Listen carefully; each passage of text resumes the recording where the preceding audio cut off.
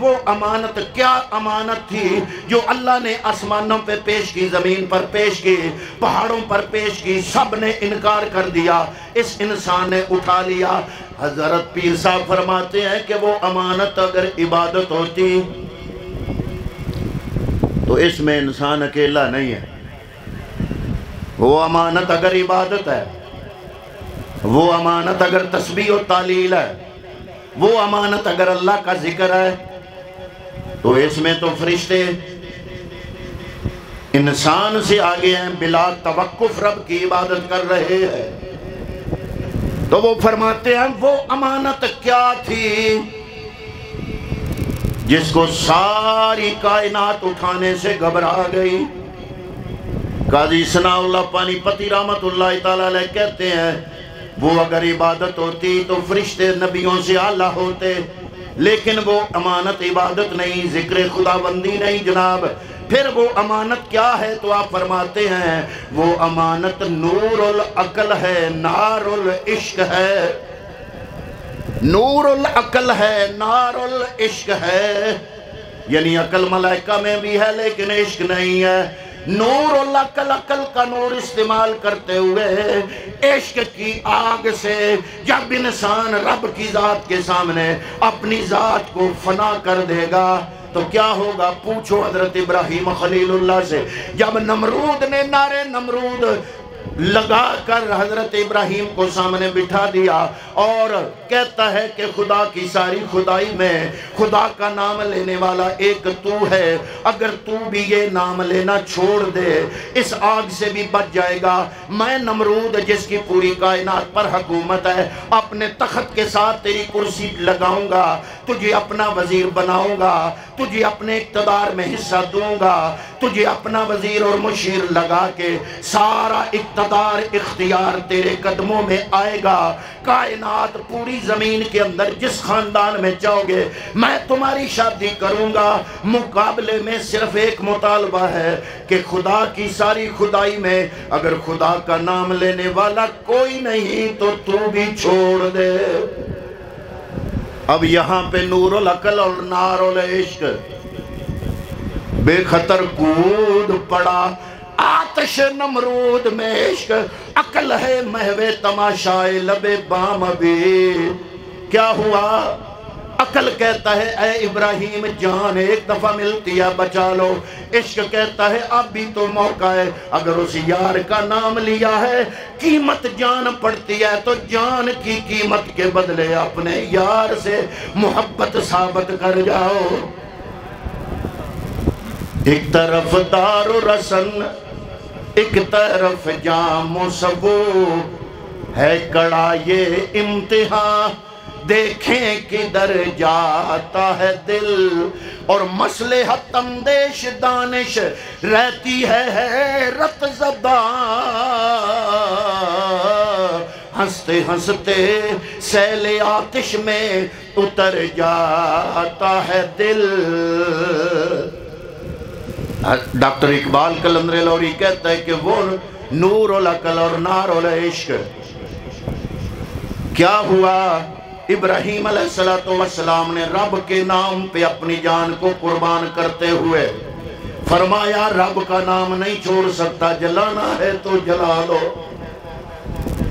حضرت ابراہیم علیہ السلام کو منجنیق میں بٹھا کے جب آگ کی طرف سفر شروع کیا گیا، ملائکہ چیخ پڑے مولا ایک تیرا نام لینے والا، ایک ابراہیم کائنات کے اندر اس پوری زمین میں، اور اس کو بھی کافر جلا رہے ہیں۔ فرمایا صبر کرو، برداشت نز تو و نگاہ داشت نز من، برداشت کرنا تیرا کام ہے، حفاظت کرنا ہمارا کام ہے۔ یا نار کونی بردوں وسلامن علی ابراہیم، اے آگ تیری صلاحیت خاصیت جلانا ہے، آج اپنی خاصیت بدل دے۔ ابراہیم کے لیے خاصیت بدل دے، جلانا نہیں ٹھنڈک پہنچانا اب تیرا کام ہے۔ وہ آگ جس کی فطرت جلانا ہے رب نے فطرت بدل دی، کیوں؟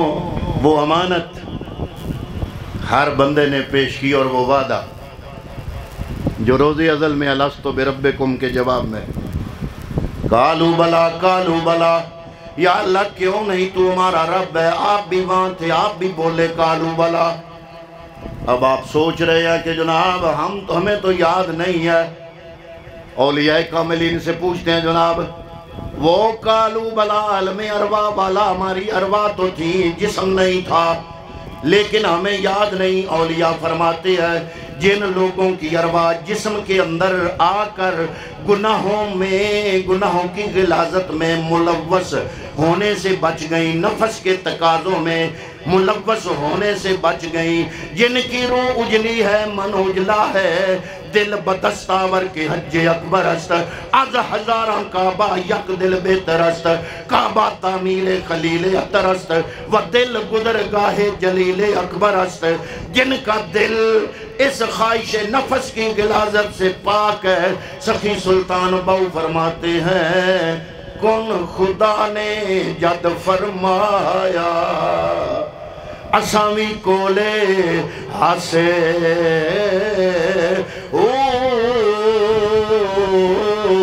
ہکے لا مکان ساڈا ہکے آن بت اندر پھاسے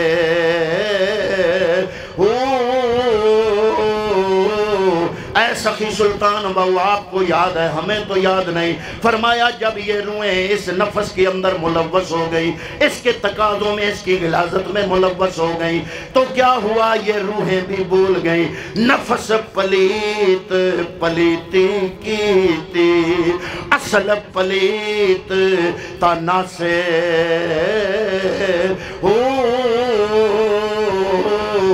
قالوا بلا والا وہ منظر اولیاء کاملین کو یاد ہے، جن کی روحیں جسم کی غلاظت میں ملوث نہیں ہوتی، جو نفس کا کہنا نہیں مانتے۔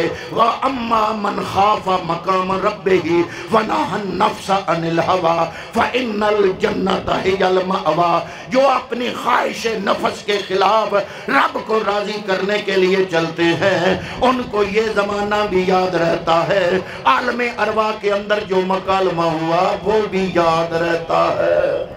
فرمایا نور لکل نار العشق، یہ ہے وہ امانت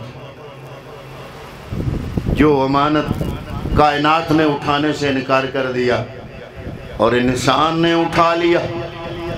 یا اللہ پھر کیا یہ انسان وہ امانت کا بوجھ اٹھا سکے گا؟ فرمایا ہاں، آدم علیہ السلام نے اٹھا کے دکھا دیا، ابراہیم علیہ السلام نے اٹھا کے دکھا دیا، نارے نمرود کے مقابلے میں ڈٹ گئے۔ اسی طرح حضرت محترم حضرت ایوب علیہ السلام نے اس امانت کا بوجھ اٹھا کے دکھا دیا، اسی طرح حضرت زکریا علیہ السلام نے اس امانت کا بوجھ اٹھا کے دکھا دیا، اسی طرح جناب من حضرت یونس علیہ السلام نے اس امانت کا بوجھ خود عملی طور پر اٹھا کے دکھا دیا، اور 1.25 لاکھ نبیوں کے امام جناب محمد مصطفیٰ صلی اللہ علیہ وسلم کے پہلے دن سے لے کر آخری دن تک پوری حیات طیبہ، چاہے وہ مکی ہو یا مدنی ہو، کسی دن کسی لمحے آپ کو اطمینان، سکون، چین نہیں آیا۔ اسی اضطرابی کیفیت میں اپنی ساری زندگی گزارنے والے مصطفیٰ کریم نے اپنی زندگی گزار کے بتا دیا کہ جس طرح اس بوجھ کا اٹھانے کا حق ہوتا ہے، میں محمد نے وہ بوجھ اٹھانے کا حق ادا کر دیا ہے۔ یا رسول اللہ وہ کیسے اٹھایا جائے گا؟ فرمایا وہ جیسے میرا لاڈلا میدان کرب و بلا میں پہلے تو وطن قربان کرے گا، پھر دنیا کے اندر رب العالمین نے آزمائش کے لیے جتنے بھی مقامات متعین کیے ہیں، حضرات محترم جانی قربانی ہو، وطن کی قربانی ہو، پردیس کی قربانی ہو، مالی قربانی ہو، اولاد کی قربانی ہو، رشتوں کی قربانی ہو، ایک سفر کے اندر اللہ رب العالمین نے میرے محبوب کے نواسے امام حسین کو تمام امتحانات سے گزار کر یہ ثابت کرا دیا پوری دنیا میں کہ جس طرح حسین نے اس امانت کو اٹھانے کا حق ادا کیا، دنیا میں وہ حق حسین سے بڑھ کے ادا کر ہی کوئی نہیں سکا۔